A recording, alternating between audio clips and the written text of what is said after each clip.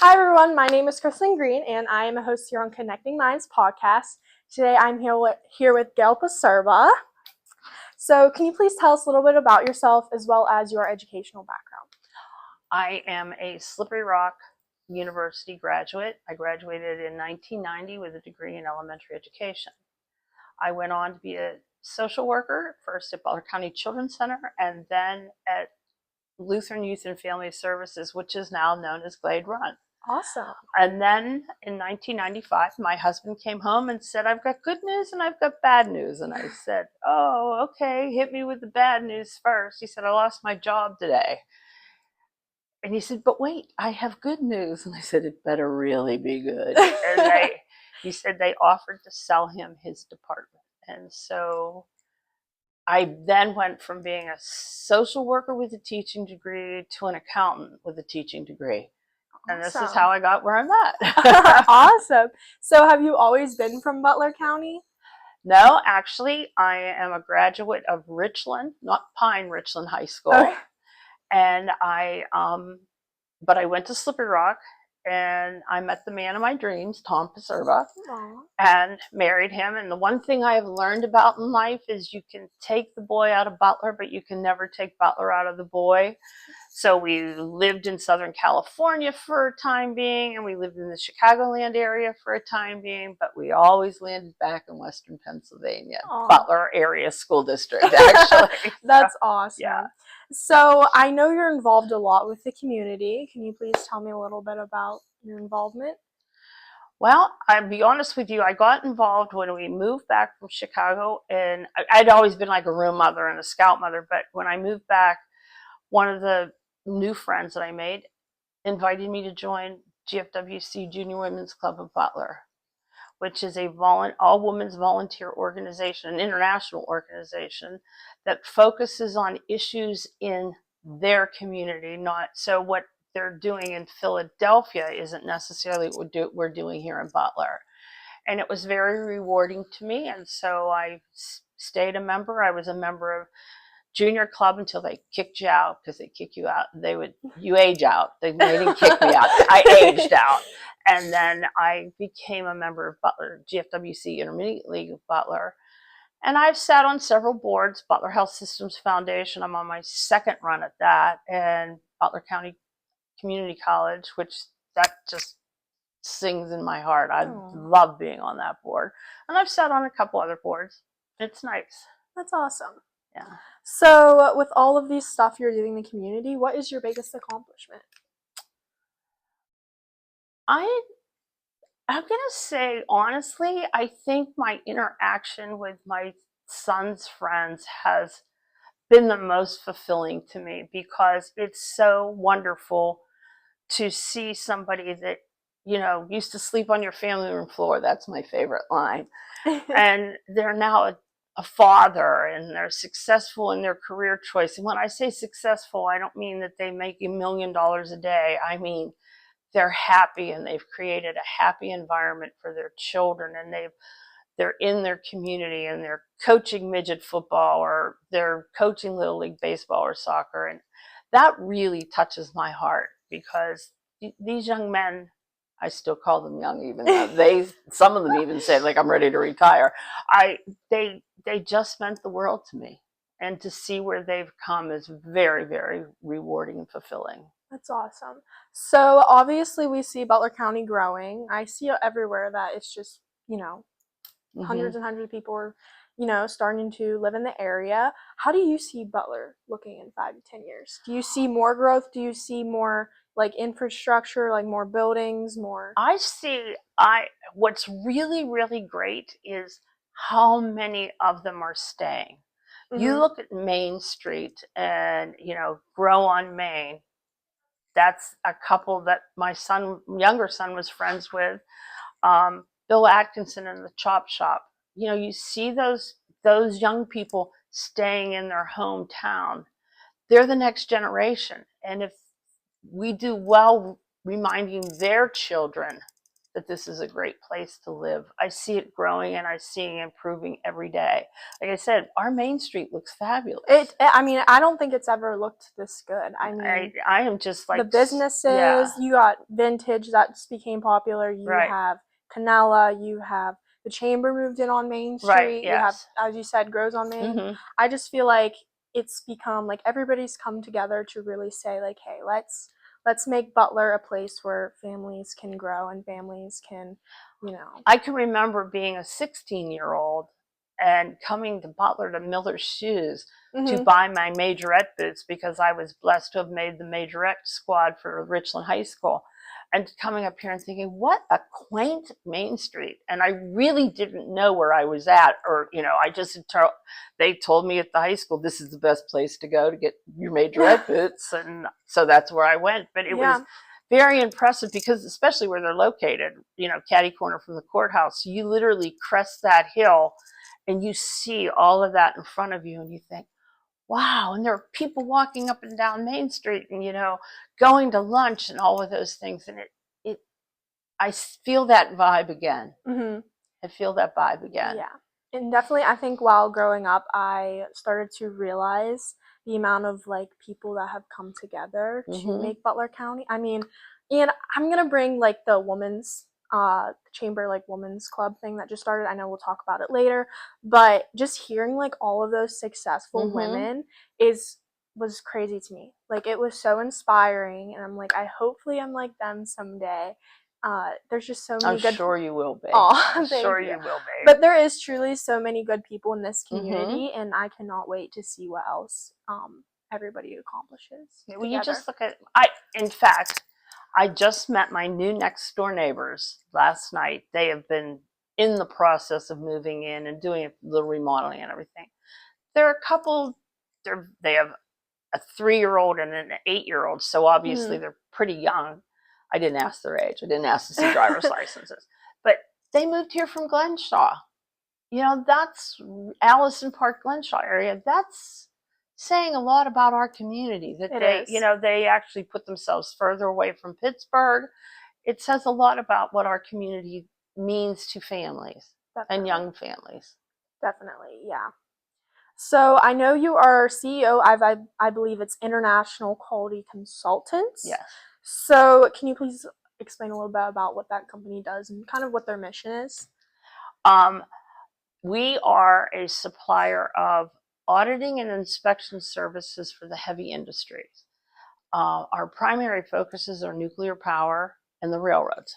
Don't ask me how they came together, but it works. And what we do is we follow the trades to check their work, just like your teacher checked your spelling test, to make sure it was right. That's what we do on the inspection side. And on the auditing side, we make sure that all the paperwork is done correctly and completely so that when the Nuclear Regulatory Commission or the Federal Railroad Administration comes in, they can see that all the I's have been dotted and all the T's have been crossed. Yeah. And so that's what we do, and it has worked for we're going into this is our 29th year. Wow. Our 29th so you're coming up on 30. Our 29th anniversary will be October 2nd. Wow. Yeah. That's awesome. Well, congratulations on that. You. How many employees do you have? It varies. Okay. Because of the nuclear side. I'd like to tell people when your electric bill is the lowest, we're the busiest. So so like right now, we just had close to 300 people on our payroll. Now it's dwindling, and it'll probably go down to about 150 for this, and then in August it'll ramp back up again because once again, fall is lowest time for one of the lowest times for electric. So now, do you have sites, or is it all like online? People work like on their computer. No, actually, everybody goes to a facility. Okay. They have to go to the facility. You can't check a weld unless you're with the weld, Yeah. So, but we travel all around the world. That's awesome. I know. What's your favorite place that you've ever been to? I'd say the Italian Alps. Oh my gosh. I was there 2 weeks before Christmas, and it is really just truly the most gorgeous place on the face of the earth. It sounds like it. You watch the kids come down the mountainside. Did you ever see the movie Heidi? No. Oh, well, she was a little girl that lived on the side of the mountain. She'd walk down the mountain and these kids would walk down the mountain every morning and get on the ferry and take the ferry across to go to school. It was pretty cool. I can only imagine how pretty, like, that would be so pretty. Oh my gosh. Well, did COVID like affect your business in any way, or? It did and it didn't. Okay. It did at the beginning because our governor did not feel we were essential. Okay. But the Nuclear Regulatory Commission and a bunch of the utilities gave us letters so that if they had come in, we could say we're essential. But we were very, very blessed. I was very, very blessed to have just met Jordan Grady. He is the president of Butler County Chamber of Commerce, and he said to me, "Do you know anything about the PPP money?" And I'm like, "Yeah, that nobody can get it." And he said, No, let me help you. I will say this, he knew more than anybody else, whether they were in the banking industry, and I'm not just talking about my bank, I'm talking about across the board, the banking industry. He did things like literally texted a whole bunch of us at 4:00 in the morning to tell us that the website was up and to get on it. Wow. So he was very, very helpful. So that money that we got, the PPP money, was great. Now, I did have a strategy where, I was going to cut everybody that was in my office down to 32 hours a week. But because of the PPP money, nothing changed. Yeah, that's good. Yeah. Jordan helped so many businesses in Butler County. Oh my gosh, it's crazy. He was spectacular. Yeah, he definitely is. Like, he called me on the phone and said, "Hi, I'm Jordan Grady. I'm the new president of the Butler County Chamber of Commerce. Do you know anything about the PPP money?" And my response was, "Yeah, nobody knows how to get it." Oh my God. And that's how I met Jordan. Aw, that's a great story. So, since you're CEO of this company, you're also an owner of this, correct? I believe that we talked about that a little bit. So, is there any advice you have for somebody, like, stepping into, like, that role of owning a business? Like, what advice could you give people wanting to be an entrepreneur? Well, you have to have a very good business plan, and it has to be real. Like, you have to think about what your electric bill is going to be. You can't, and you have to realize it. Back in the day when we first started, people would say to us, "How's the business going?" And we'd say, "Well, we haven't missed a paycheck yet," which is very unusual. A lot of business owners have to go without a paycheck for a while. Yeah. We were very blessed because we had contracts with people, because my husband bought his department. So the clients that he already had, came with him. Yeah. He didn't have to establish a clientele. Now, the clientele has changed throughout the years, but but we were very blessed in that respect. If you're starting a business, I would definitely say you have to really get nitty gritty and write an excellent business plan and be able to present it to anybody, the bank, the chamber, and take advantage of those things out there to assist small businesses. Yeah. Like, when my husband passed away 10.5 years ago, Florence Bronder, her and her son owned Bronder, at the time, owned Bronder Technical Service, which was an industrial electric company. And she called me and said, "Now, Gail, you have to become a WBE." And I said, "Florence, what's WBE?" So she explained, she gave me all the phone numbers and everything. And it was very, very helpful to my clients that we became, because, like, with the railroads, that was both of them are such niche businesses that you can't really say you have to do, you have to meet these quotas. Yeah. Because the personnel, and it's very unique. They're both very unique areas. But we were able to, I went and got it. But what I have discovered through the years is, I've gone to these conferences and so forth, and you sit down and you talk to people who work at the companies that you want to do business with. They'll do those meet and greets for you. Yeah. every week I get an email from them. If you would like to do business with Pfizer, this is going to be the webinar. Yeah. So there are other organizations just like Women Business Enterprise that do these same things for small business owners. So you're foolish if you don't take advantage of them. Yeah, definitely. So what does a day in the life look like for you? Busy, which Busy. that's the way I want it to be. Yeah. I don't like sitting home alone. My husband traveled a lot, so I was the taxi to baseball practice and football practice and track and hockey and all of that. Mm-hmm. So I like to stay busy. I get up. Sometimes I go to the gym in the morning. Not gonna lie, not as often as I should. And then I go into the office and look at the stack on my desk, and good Lord, every day it's a little bit different. No, it's a lot different every day. Yeah. Do you like having that, not the same type of day thing? Every day is different. Yeah. I think that's great, like having an everyday different type of thing, because who wants to just live the same day over and over again? Yeah. So what is a leader to you? Like, a leader is a person, to me, that can articulate the goal, can help the team establish the steps towards goal, and trust that the team can work the steps towards goal. I do not believe in being a hovercraft.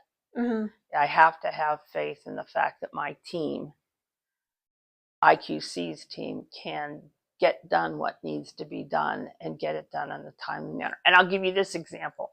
There's a young woman that works for me, who is the mother of a child that's going to start kindergarten next year, which I'm having a very hard time accepting that she's that old.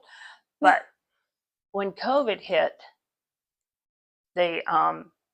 she came to me and said, daycare shut down. That's the first thing they shut down, were daycares. And I said, you're set up to work from home.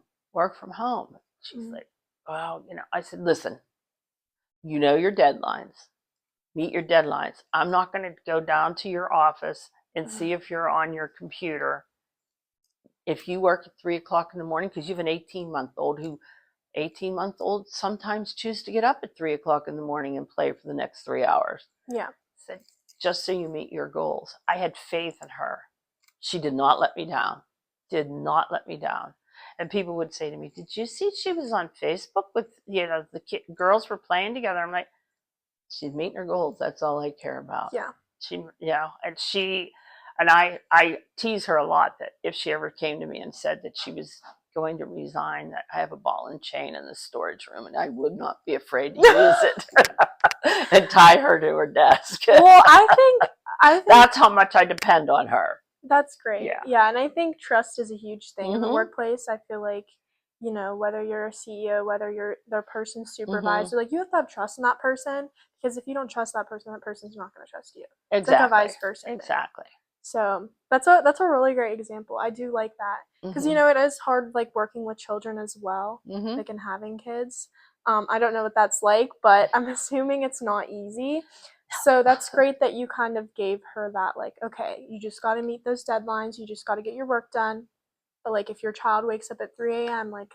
Yeah. I mean, you just do what you have to do when you're a mom. Definitely. Yeah. So who are your mentors in life? Do you have anybody that you look up to in any way? My grandmother was my first and probably still my biggest mentor. And then in Butler, it was Mary Halton Phillips.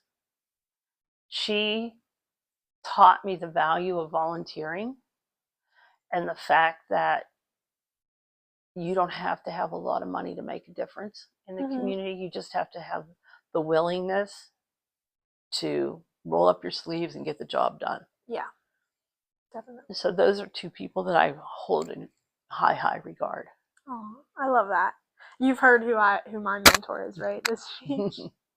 This speech. Yes. At the at the Gene Purvis thing. That was hard for me not to cry while talking about that, for sure. I was crying. I did it for both of us then, I guess. Yeah, I think a lot of people, I was talking to my dad about this, I think a lot of people in that room are emotional just because they are parents as well, or they were thinking about their parents in a way, and maybe they look up to them as well as a mentor, and some of the things I said they feel as well for their children or for. So I think a lot of people could relate in a way, and I think that's why it became like a very emotional speech. Well, I'm going to say for myself that your father and I have had a very special bond since he was in 7th grade. So he's like another son to me, and so to hear you say those words about him, somebody that I cherish as a friend, was very touching. Very, very touching. Yeah, because I'm like, yeah, she knows her dad. She knows her dad. Well, at one point, like my tears got stuck because I was wearing fake eyelash. My tears got stuck in my fake eye, and I couldn't see my paper. I was like, guys, I can't see it. I don't know if you heard me say that, but I was like, guys, I can't see. But yeah, it was definitely very cool standing up there telling everyone who he was as a father, because I feel like most people don't get to see that because they're maybe like he's all he's in like a CEO position. So I feel like not a lot of people get to see his maybe like non-professional side and who he is as a father. So it was cool that I was able to tell some funny stories. Yes. And I could, not that I was privy to those stories or those events, but they made me chuckle because I could actually see him doing like the backspins. Yeah, exactly. His dance moves. Yes. Yeah. I told him I wasn't embarrassing too much though. So you did fine. You did fine. It was perfect. It was perfect. Thank you. So moving on to kind of, I know failure is something that occurs in everybody's life. So how do you deal with that when you do come across that? Cry. First I cry. Then I wipe my tears off and I go and sit at my desk, or I sit at my kitchen counter, or wherever I'm at, and say, okay, this is where we're at. What are we going to do to get out of this? Yep. Crying it out first, I feel like always helps. Crying out, I love crying. Because then after that, like, I feel like you're okay, and then you're ready to just, like, Yeah. You cry. To me, crying is cleansing. So I cleanse myself of the anger, the frustration, the sadness, whatever caused me to cry. And then I sit back and say, okay, here's where I'm at. And this is what I got to get done. Yeah. But I think the best way to get out of it is to remember what your goal was. I was just going to mention that because every single time, like, I failed many times in life. But the thing I always do is I look past and I'm like, you can learn from this. Things like that. So my husband used to say to our sons, if you've learned from this, then you didn't fail. If you've taken a lesson away, you didn't fail. Yeah. Bump in the road maybe, but not fail. Yeah, I just feel like, you just got to move past it. And, life's going to throw you curveballs, but oh, absolutely. You just got to have that mindset of persevering, because if you don't, and if you live in your failures, you're never going to, exactly. You're never going to be able to move on. Yes. You're never going to be able to succeed. So, yeah. So, how do you deal with stress and burnout? Because I know this rule probably is stressful. So, how do you deal with? I have an amazing group of friends that I can reach out to and say, I need to vent, or I need to play. And I have an amazing group of friends that are there. We're all there for each other, and you just move on, and you let the stress go, and like last night I was at my office till 6 o'clock, almost 6 o'clock, and it's like, I gotta get out of here. I gotta get out of here. I gotta get out of here. But I had to get done what I had to get done. Yeah. And you just have to set your priorities. Can this wait until tomorrow? Yeah, definitely. Right now it's stressful because I'm kind of in this internship, also trying to, do some schoolwork as well, because I'm in these classes. But honestly, I just like make a schedule, like what can I do today, do it like bits and pieces at a time, and eventually it'll get done. But it can be stressful at times, but it's what I gotta do. And you have to set your priorities, because sometimes, like last week, my grandson had to go to the orthodontist and have his braces removed. Well, that was way more important than anything that was sitting on my desk. His mom had a project at her job, and his father was out of town, so it fell on me. And, you know, so everything got pushed aside because he's the number one priority, you know. So moving on to like kind of the chamber, there's this new thing, as you know, the Women's Alliance. Can you tell me a little bit about that and how that kind of got started in a way? Well, the chamber hired this woman named Tanya Wise, who is a very wise woman. And I mean, a lot of organizations like the chamber and so forth have women's divisions, for lack of a better term. But she came up with this idea, and she put together a group of women who are chamber members, and it was an interesting idea. It was also something I was familiar with from being a member of Women's Business Enterprise. So, you know, we meet, I think we're going to meet quarterly. Okay. And our next meeting is next Tuesday at Butler Country Club. We jump from place to place so that we are able to introduce our membership to new places, but also to support local businesses, chamber businesses. You know, so our first meeting was out at the Field House out on 356, and then this is going to be at Butler Country Club, and it basically is a support system to young women, or I shouldn't say young women, age is irrelevant, to women who want to, who are women business owners, and give them the support and give them the details on, as I said earlier, about different places that you can go to and borrow money at a very low rate, if you know, and sometimes they can be as low as like 0.5%.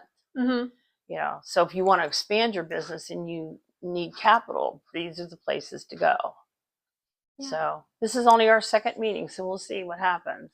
That's awesome. Yeah, I was at the first one, as I mentioned earlier. It was really, and it was packed. We were not prepared for all of those. I did sign up for the country club one as well. Good. I got that email, so that'll be really cool. I'm excited. Yes. Well, that's all I have today to talk about. So thank you so much for being on the podcast. Thank you for thinking of me. Well, thank you for taking the time. Oh, absolutely. Because I know you're busy, so I really appreciate that. Perfect. It was a great way to spend my Friday morning before Jeep Fest. Yeah, I'm excited. I need to go this year. It was a great way to spend my morning with you as well. Thank you. But thank you guys so much for watching, and I hope you have a great rest of your day. See you this